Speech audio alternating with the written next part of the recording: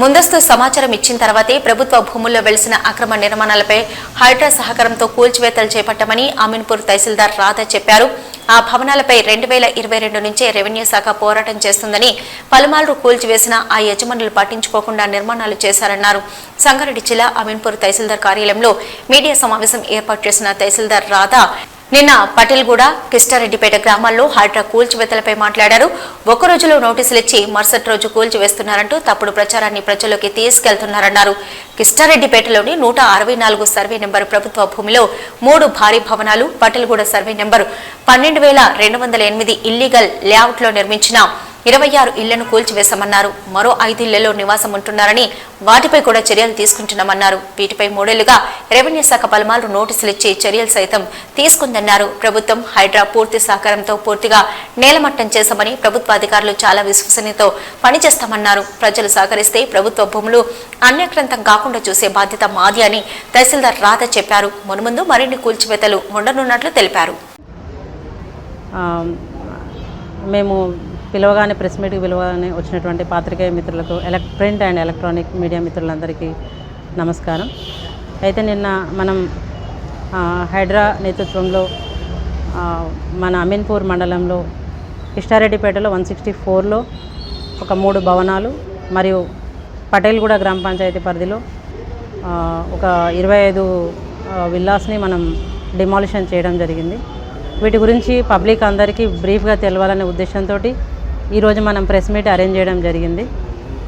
దీంట్లో ఫస్ట్ మేము కృష్ణారెడ్డిపేట 164 మీ అందరూ లోకల్ మీడియా విలేకరులే కాబట్టి మీ అందరికీ ఏం జరుగుతుందో రెగ్యులర్గా తెలుసు. ఒక నిమిషం చెప్పేది ఏంటంటే, నిన్న మనం హైడ్రా నేతృత్వంలో డిమాలిషన్ చేసినటువంటి 164 కానీ, తర్వాత పటేల్గూడలో 12 సర్వే నెంబర్ గవర్నమెంట్ సర్వే నెంబర్లో డిమాలిషన్ చేసిన బిల్డింగ్స్ అన్నీ కూడా మనం ప్రాపర్గా నోటీసులు ఇచ్చి, తర్వాత గవర్నమెంట్ ల్యాండ్ అని వివిధ పత్రికలలో ప్రచురితమయ్యి, తర్వాత సర్వే చేయించి పై అధికారుల అనుమతి తీసుకొని దాని మీద అనుమతులు ఏముంటుంది వాటికి క్యాన్సిల్ చేయించి, తర్వాత వాళ్ళకి సమయం ఇచ్చి చేయడం జరిగింది. అవన్నీ కూడా అన్ఆక్యుపైడ్, అది ఎక్కడ కూడా ఆక్యుపెన్సీ జరగలేదు. జరిగిన బిల్డింగ్స్ మనం వదిలేయడం జరిగింది. అయితే ఇక్కడ మనము కృష్ణారెడ్డిపేట 164కు సంబంధించి మీకు బ్రీఫ్ చేయాలనుకుంటున్నాను. మనము ఈ కృష్ణారెడ్డిపేట 164లో ఇష్యూ 2022 నుంచి నడుస్తుంది. ఇది ఏదో ఇవాళ 2024లో మనం సడన్గా కూలగొట్టిన బిల్డింగ్ కాదు. అతను 2022 నుంచి అతను 165, 166 అనేవి పట్టా నెంబర్లు, దాని పక్కన ఆనుకున్నటువంటి 164 అనేది ప్రభుత్వ సర్వే నెంబర్, 44 ఎకరాలు ఉంటుంది. అయితే అతను 165, 166 ప్లాట్లు నెంబర్లతో, అంటే ఒకరు 92 ప్లాట్ నెంబర్ ఉంది, ఒకరికి 90 ప్లాట్ నెంబర్ ఉంది. ఇలాంటి ప్లాట్ నెంబర్లు వేసుకొని కృష్ణానగర్ లేఅవుట్ కింద అతను పర్మిషన్స్ తీసుకొని బిల్డింగ్ పొజిషన్ వచ్చేసరికి 164లో కన్స్ట్రక్షన్ స్టార్ట్ చేశాడు. అట్ ద బిగినింగ్ ఎప్పుడైతే బిల్డింగ్ కన్స్ట్రక్షన్ స్టార్ట్ చేశాడో చాలామంది మీడియా మిత్రులు, ఎలక్ట్రానిక్ మిత్రులు కానివ్వండి, ప్రింట్ మీడియా మిత్రులు చాలా వరకు పేపర్లలో వార్తా కథనాలు రాయడం జరిగింది వాళ్ళు బిగినింగ్ స్టేజ్లోనే. అప్పుడు మనం ప్రాపర్గా ఎంక్వైరీ చేయించి అతడికి నోటీసెస్ కూడా ఇవ్వడం జరిగింది. 10/5/2023 నాడు జీపీ నుండి నోటీస్ ఇచ్చారు, ప్రాపర్ నోటీస్ ఇవ్వడం జరిగింది. దాని తర్వాత 16/10/2023 నాడు కూడా జీపీ నుంచి ఒక నోటీస్ ఇవ్వడం జరిగింది. తర్వాత 28/10/2023 నుంచి కూడా వాళ్ళకు డిపిఓ గారు రిపోర్ట్ తీసుకొని మళ్ళీ నోటీస్ ఇవ్వడం జరిగింది. అంటే దఫాతవాలుగా వాళ్ళకి నోటీస్ ఇచ్చుకుంటూ ఇది మీరు అక్రమ నిర్మాణాలు కన్స్ట్రక్షన్ చేస్తున్నారు అని వాళ్ళకు ప్రాపర్ నోటీస్ ఇచ్చుకుంటూ వాళ్ళ యొక్క ఎక్స్ప్లెనేషన్ అడిగి, వాళ్ళు సబ్మిట్ చేసినటువంటి ఎక్స్ప్లెనేషన్ కరెక్ట్ లేదు, మీ బిల్డింగ్ అనేది 164లో వస్తుందనేసి వాళ్ళకు సీక్వెన్స్గా, అంటే మన పంచాయత్ సెక్రటరీలు కానివ్వండి, లోకల్ ఉన్నటువంటి ఆఫీసర్లు కానీ ఇవ్వడం జరిగింది. దాని తర్వాత మేము 23/24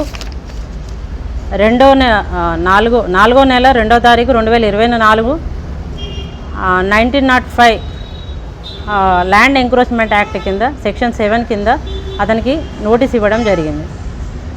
దాంట్లో ముఖ్యంగా రఫీ, మధుసూదన్, కళ్యాణ్ అనే అతను వాళ్ళు అక్కడ బిల్డింగ్ కన్స్ట్రక్షన్ చేస్తున్నట్టు మాకు లోకల్ ఎంక్వైరీలో తెలవడం. కొంచెం నేనైతే ఫైల్ పెట్టుకోవాలి.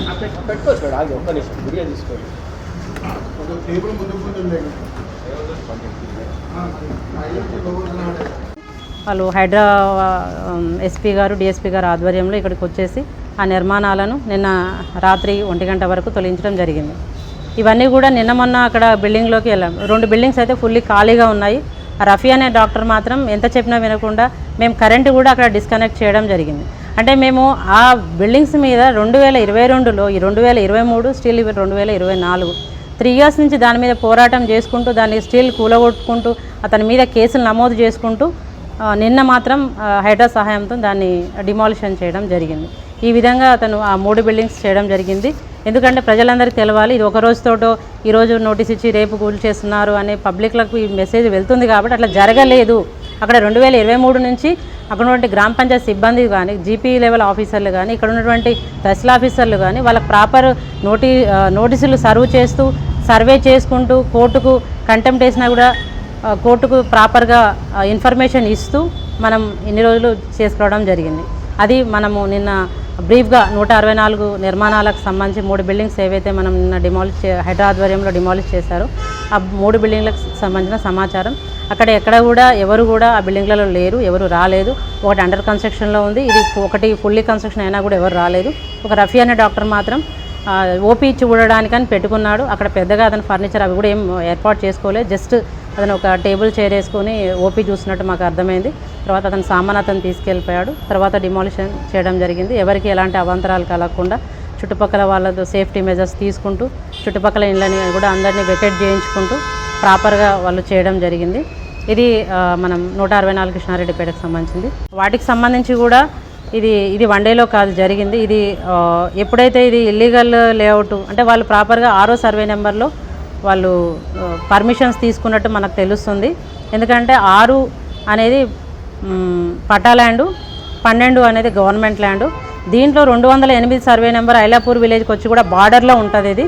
కాబట్టి 12, 208 సర్వే నెంబర్లు 2 కూడా గవర్నమెంట్ సర్వే నెంబర్లు, 6 అనేది పట్టా సర్వే నెంబర్. ఈ పట్టా సర్వే నెంబర్లో అతనికి పర్మిషన్ వచ్చింది, ఇచ్చారు. బట్ అతని పొజిషన్ వచ్చేసరికి 12 సర్వే నెంబర్లు కాదు, 12లో కానీ 208లో కానీ అతనికి ఎటువంటి అనుమతులు లేవు.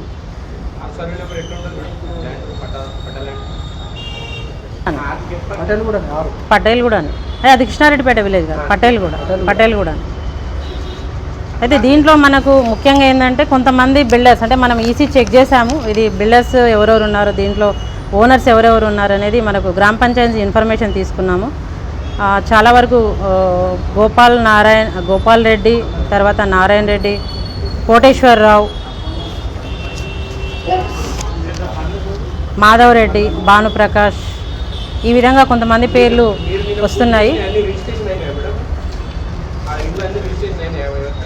అన్నీ కాలేదు, అందరూ కొనలేదు. ఇవేంటంటే బిల్డింగ్ పర్మిషన్స్ తీసుకున్నారు.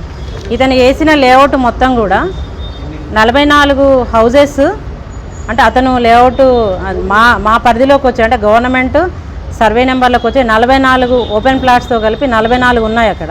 అతను ఇల్లీగల్ లేఅవుట్ చేసిన దాంట్లో వచ్చేసి 38 స్ట్రక్చర్స్ ఉన్నాయి అక్కడ. మనం నిన్న డిమాలిషన్ చేసింది 26. మిగతావి ఒక 5 బిల్డింగ్స్ మాత్రం అక్కడ ఆల్రెడీ వచ్చి ఉన్నారు కాబట్టి మనం చేయలేకపోయినాం. అయినా కూడా వాళ్ళకి మళ్ళీ ప్రాపర్గా నోటీస్ ఇచ్చి ఆల్టర్నేట్ చూసుకోమని ఆ బిల్డింగ్స్ కూడా డిమాలిషన్ చేయడం జరుగుతుంది. తర్వాత 26 మాత్రం డిమాలిషన్ చేసినాము.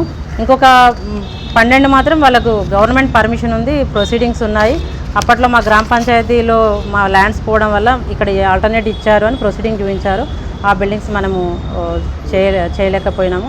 అయితే దీంట్లో కూడా ఎవరైతే పర్మిషన్స్ ఇచ్చారో అంటే జీపీ లేఅవుట్లో మనము ఏదైతే వీళ్ళు పర్మిషన్ ఇచ్చారన్నారో ఆ పర్సన్ మీద కూడా యాక్షన్ తీసుకోవడం జరిగింది. అతన్ని సస్పెండ్ చేయడం కూడా జరిగింది గ్రామ పంచాయతీ సెక్రటరీని.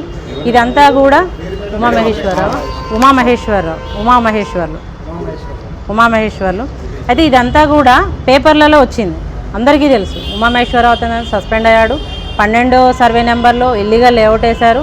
ఇవన్నీ కూడా 6 సర్వే నెంబర్ వేసి రిజిస్ట్రేషన్ జరుగుతున్నాయి అని ప్రాపర్గా అంటే మనకు పత్రికలలో వచ్చిన కథనాలు వచ్చినాయి, అందరికి తెలుసు ఈ విషయము. అప్పుడు కూడా మనము నోటీసెస్ సర్వ్ అయింది. అండర్ కన్స్ట్రక్షన్లో ఉన్నప్పుడు కూడా నోటీసెస్ సర్వ్ అయినాయి. తర్వాత అతను కోర్టుకు వెళ్ళడం జరిగింది. 6వ సర్వే నెంబర్ మీద స్టేటస్ కో తెచ్చుకోవడం జరిగింది. ఇట్ల ప్రకారం ఉన్నట్టు తెలవడంతో మేము ఆ రోజు అతనికి నోటీస్ ఇవ్వడం జరిగింది. నోటీస్ కంటే ముందుగా అతనికి చాలాసార్లు 2020 నుంచి కానీ 2023 నుంచి కానీ అతనికి సీక్వెన్స్గా ఇది మీరు కట్టకూడదు అని మనము తహసీల్ ఆఫీస్ నుంచి కానీ గ్రామ పంచాయతీ ఆఫీస్ నుంచి కానీ అతనికి కట్టకూడదు అనేది చెప్పి ఉన్నాము. దాని తర్వాత మేము అడిషనల్ కలెక్టర్ గారి ఆధ్వర్యంలో 23/5/2024 కూడా అదనపు collector, local bodies sir, MPDO గారు, మేము మా ఆఫీస్ నుంచి అందరం వెళ్ళి అక్కడ మీరు కన్స్ట్రక్షన్ చేయకూడదు అని బోర్డ్స్ ఏర్పాటు చేశాము. పెయింట్ తోటి అక్కడ ప్రభుత్వ భూమి అని రాయించాము. తర్వాత అతను కోర్టుకు వెళ్ళడం జరిగింది. కోర్టు నుంచి అతను నాట్ టు ఇంటర్ఫియర్ ఆర్డర్స్ తెచ్చుకోవడం జరిగింది. అయినప్పటికీ కూడా స్పీడ్గా బిల్డింగ్ కన్స్ట్రక్షన్ జరగడంతో మేము కూడా ఫస్ట్ లెవెల్లో అందరు చూసారు. మేము అప్పుడు అందరి మీడియాకు పెట్టాము. First floor, second floor gas cutter తోటి కట్ చేయించాము. 3 బిల్డింగ్లు కూడా కట్ అయ్యాయి. ఫస్ట్ ఫ్లోర్, సెకండ్ ఫ్లోర్ కూడా కట్ చేయించాం. తర్వాత కింద ఉన్నటువంటి బేస్మెంటల్ లెవెల్లో ఉన్నటువంటి వాల్స్ కట్ చేయడం కూడా జరిగింది మన అందుబాటులో ఉన్న జేసీబీలతోటి. పోయిన తర్వాత అతను నాట్ టు ఇంటర్ఫియర్ ఆర్డర్స్ ఉన్నప్పుడు ఇట్లా ఎంఆర్ఓ గారు ఇట్లా గ్రామ పంచాయతీ సిబ్బంది వచ్చిందని వాళ్ళు అతను కంటెంప్ట్కి వెళ్ళాడు.